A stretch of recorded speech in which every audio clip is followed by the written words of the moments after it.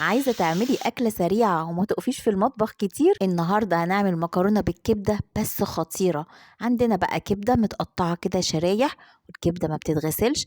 هننزل عليها بقى بالخلطة الرهيبة اللي أنا قلتلك عليها، نعينها في التلاجة، اللي هي تتبيلة الكبدة. هبقى أسيبلك الفيديو في أول كومنت ازاي تعملي التتبيلة دي. هننزل عليها بقى بمعلقة كبيرة من بهارات الكبدة، وهنقلب بقى المكونات دي كويس جدا وهركنها على جنب. وعندنا بقى فلفل رومي حامي وفلفل رومي أخضر، طبعا تقدري تستغني عن الحامي، اختياري. هنجيب بقى البلانشة بتاعتنا، وهبدأ كده أقطع الفلفل الرومي شرايح كده رفيعة، اللي يعني سلايس بالشكل ده. وقطعي برضو الفلفل الحامي اختياري، بس هتخلي طعمها خطير وطعمها يجنن.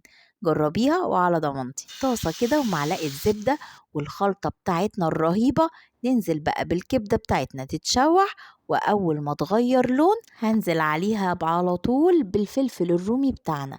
كبدة بتحب الفلفل قوي.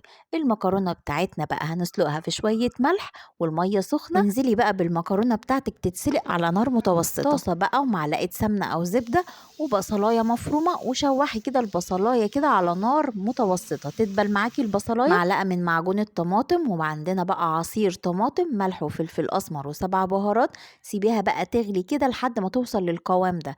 المكرونة بتاعتنا اتسلقت وصفيناها، وقلبيها بقى في الصلصة الخطيرة دي، وحطيها بقى في طبق وانزلي عليها بقى بالكبدة.